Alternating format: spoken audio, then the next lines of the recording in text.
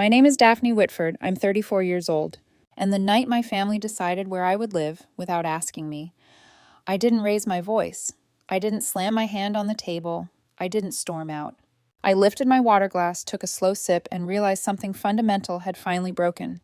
Across the dining table, my younger sister Sarah leaned back in her chair with a satisfied little smirk, like someone who had already won a game I didn't realize we were playing. "So," she said casually, swirling her champagne flute, "Mom and Dad promised I could stay with you."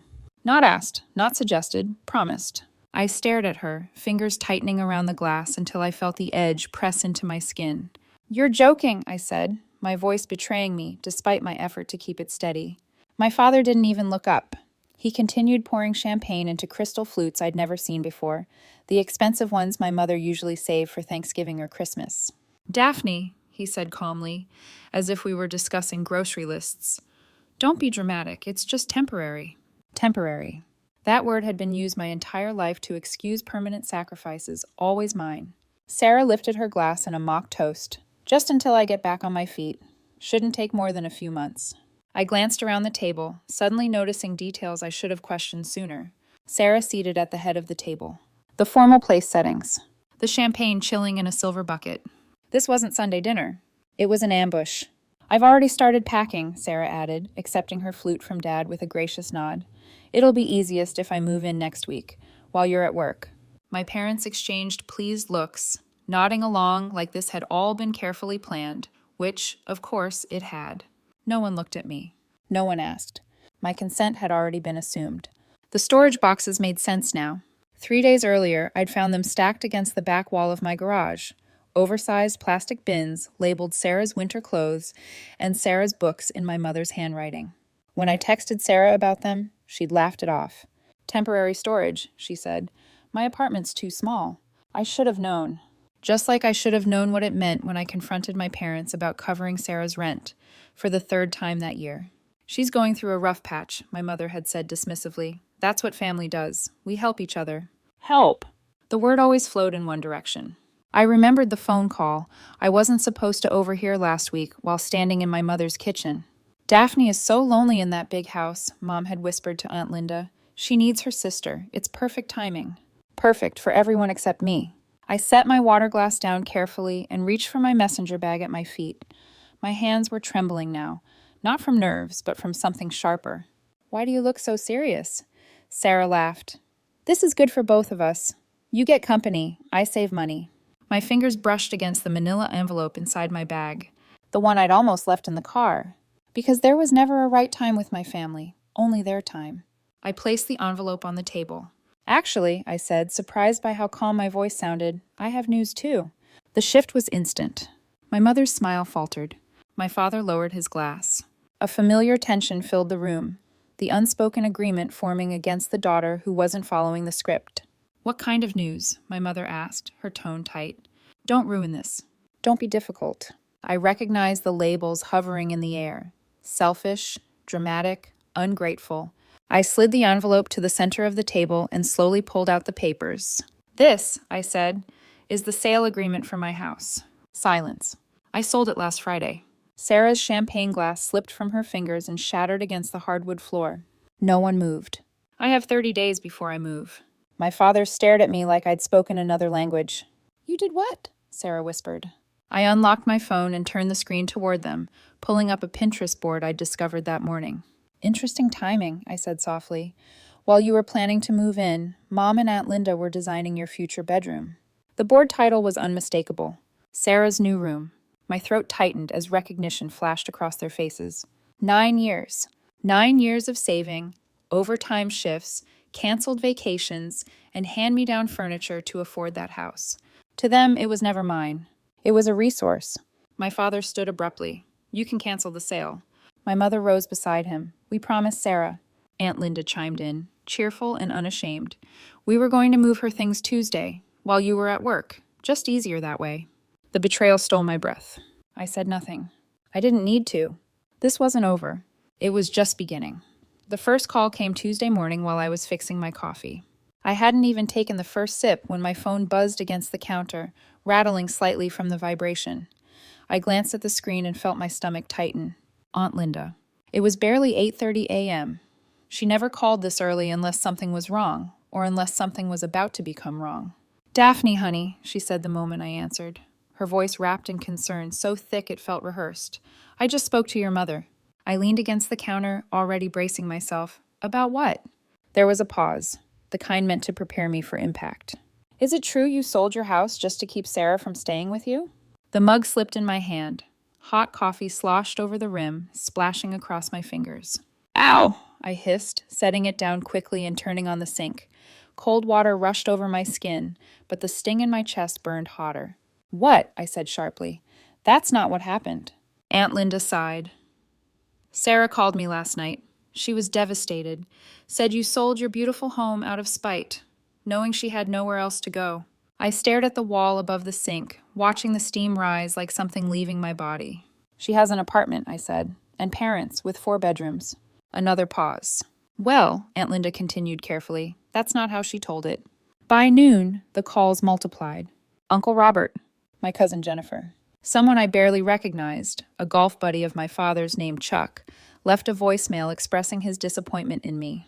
Each conversation followed the same script. Sarah's desperation, my coldness, their shock. "You've always been so independent," Jennifer said, which somehow sounded like an accusation. "I just never thought you'd turn your back on family." I stopped correcting them. I learned quickly that truth didn't stand a chance against a good story. That evening, while chopping vegetables for dinner, I made the mistake of opening Facebook. Sarah's post sat at the top of my feed, glowing like a flare. "The hardest lesson in life is learning who truly has your back when times get tough. Family should be forever, not just when it's convenient." 27 comments already. "We love you. Stay strong. You don't deserve this." My mother's comment sat among them like a crown. "We're here for you, sweetheart, always." The knife came down harder than necessary, splintering the carrot beneath it. By Thursday, the story had reached my workplace. I was reviewing spreadsheets at my desk when my colleague Lisa appeared beside me, her expression pinched with concern. "Hey," she said quietly, "do you have a minute?" I followed her to the break room, already knowing. "I ran into your sister at Starbucks this morning," she said. "She told me about the house situation." My jaw tightened. "What exactly did she tell you?" Lisa shifted uncomfortably. "That she's facing homelessness because of a sudden decision you made." The word landed like a slap. "She's not homeless," I said flatly. "She has an apartment and parents." Lisa nodded, embarrassed. "I figured there had to be more to it. I just wanted you to know. If she needs temporary housing, my church has a program." After she left, I locked myself in a bathroom stall and stared at the tile floor until the shaking in my hands stopped. I texted Sarah, "Stop telling people I'm making you homeless. It's a lie." Her reply came instantly. "You sold the house I was counting on. What would you call that?" That night, I finally sat down at my kitchen table and faced the numbers I'd been avoiding. The furnace replacement came first, $1,200. The February cold snap had exposed the truth about my 20-year-old system. It was dead. Insurance covered nothing. I drained my emergency fund and took out a personal loan, convincing myself it was a one-time disaster. Then came March. The foundation crack. $600 for emergency stabilization. The inspector said it was a miracle the house hadn't shifted. I canceled my trip to see my college friend in Denver, took on weekend consulting work, ate ramen more nights than I cared to admit. Then the roof leak. $4,200. Water damage to the master bedroom ceiling and hardwood floors. Each repair arrived like a domino, knocking down the illusion that I was fine. The crying started around then. Silent tears after midnight, when I was sure no one would see. Now I documented everything. Bank statements, invoices, screenshots of texts. A fortress of paper against a family fiction that was already rewriting my life. While packing my home office, I found the photo. A framed picture from 9 years ago. Me, standing on the porch of that house the day I signed the mortgage papers, keys clutched in my hand, smile stretched wide with disbelief. I traced the edge of the frame. I remembered that feeling, pride without apology, accomplishment without permission. I placed it carefully in a box labeled Keep. Saturday afternoon, the doorbell rang. Through the window, I saw my parents' car in the driveway, Sarah's blue sedan behind it. No warning, no courtesy. They entered like a procession, solemn and judgmental. "You're really going through with this madness," my mother said, eyeing the boxes. "The closing is in 3 weeks," I replied, taping another box shut. "Your sister needs you," she pressed. I need financial stability, I said calmly. I need to sleep without panic attacks about bills. For the first time, I didn't stop what I was doing. I didn't offer drinks. I didn't sit. I kept packing. You've always been selfish, Mom snapped. I looked up then. I've never asked you for money, I said evenly. Not once. They had no answer. When they finally left, I realized something had changed. I didn't feel guilty.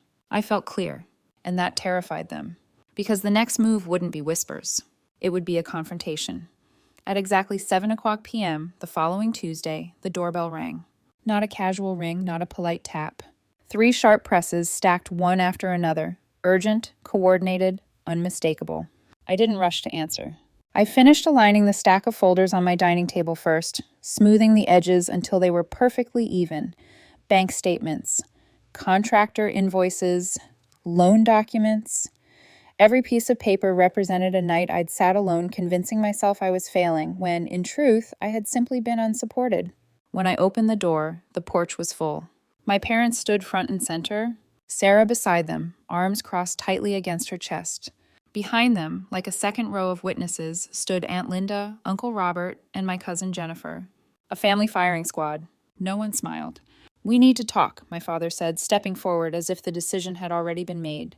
I stepped aside and let them in. They filled my dining room, hovering near the table instead of sitting. No one reached for a chair. The air felt heavy, ceremonial, like an intervention designed for someone who couldn't be trusted with her own decisions. I stood at the head of the table. It felt unfamiliar, but right. Before anyone spoke, I placed the manila folder down and opened it. I need you all to see something, I said. My voice didn't shake. That alone surprised me. This is the furnace replacement from last winter, I continued, sliding the first invoice toward the center. $12,100. Insurance covered none of it. Uncle Robert adjusted his glasses, leaning closer. This, I said, placing another document down, is the foundation repair. $6,500. The inspector said the house was close to structural failure. My mother shifted but stayed silent. Roof leak repair, I added, laying the third invoice beside the others. $4,200. Water damage to the ceiling and floors.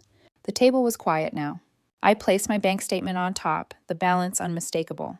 My emergency fund is gone. My financial advisor recommended selling while the market is strong, rather than risking foreclosure later. Sarah scoffed. This is creative accounting, she said. You're just avoiding your responsibilities. Uncle Robert turned toward her slowly. Sarah, he asked, what's your current employment situation? She blinked. I'm exploring opportunities. Full-time, he pressed. I'm between positions, she admitted.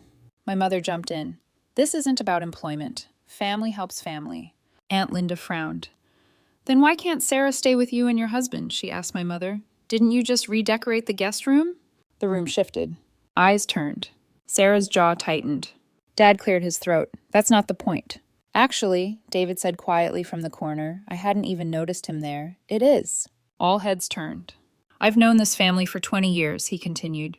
Daphne bought her house without any financial help. I've watched Sarah receive assistance with rent, car payments, and credit cards repeatedly. No one interrupted him. For the first time, he finished, Daphne is choosing herself. Silence settled, not angry this time, reflective. When they finally left, no one yelled. No one apologized either. But something fundamental had cracked. 3 months later, sunlight flooded my downtown loft. The space felt open, honest. My mortgage payment sat in green on my banking app, 30% less than before. I slept through the night. My phone buzzed with a reminder, Sunday dinner. I went. This time I brought wine instead of dread. My father hugged me, a real hug.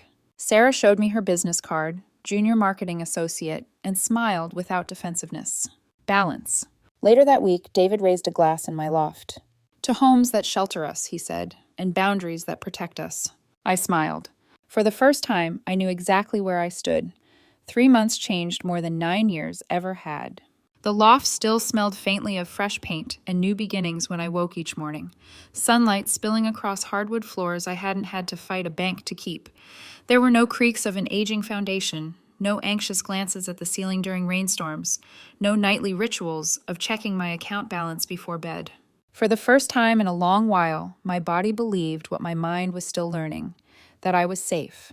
I padded barefoot into the kitchen, brewed coffee, and leaned against the island, listening to the quiet. Not the lonely quiet my mother used to worry about, but the kind that lets you hear yourself think, the kind that doesn't ask anything of you. My phone buzzed. A calendar reminder, cycling group, 8:00 a.m. I smiled. That bike, carbon frame, unapologetically expensive, would have been unthinkable 6 months ago. A symbol of indulgence I would have talked myself out of, citing responsibility and restraint. Now it sat by the door like a quiet declaration. I rode hard that morning, lungs burning, legs aching, laughter echoing between strangers who didn't know my family story and didn't need to. When I got back, sweat-soaked and alive, I realized I hadn't thought about Sarah once. That was new. Sunday dinners still happened. I didn't dread them anymore, but I didn't romanticize them either.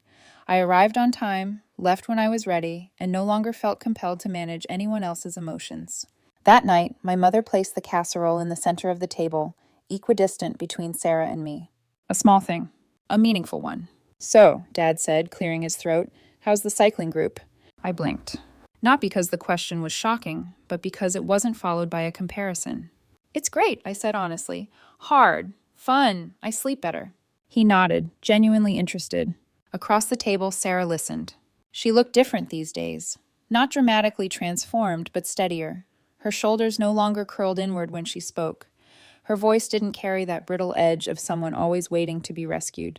"They gave me my first campaign assignment," she said suddenly, excitement brightening her eyes. "It's small, but it's mine." "That's amazing," I said, and meant it. Later that week, she showed up at my loft with spreadsheets and a calculator app open on her phone. "If I put away 15% of each paycheck," she said, chewing her lip, "I could have first and last month's rent by January." We sat at the kitchen table together, numbers between us, not accusations. Our parents watched from the couch, quieter than usual. "We should have done this years ago," my mother said softly. "We thought we were helping." My father nodded. "We didn't realize we were hurting you both, in different ways." The admission didn't erase the past, but it acknowledged it. That mattered. A week later, David came over with a gift. He handed me a frame containing 2 photographs. One was from 9 years ago, me on the porch of my old house, keys raised like a trophy, joy unfiltered. The other was recent, me standing in the center of my loft, sunlight behind me, posture different, eyes clearer. 2 brave beginnings, he said. I laughed. 2 very different women.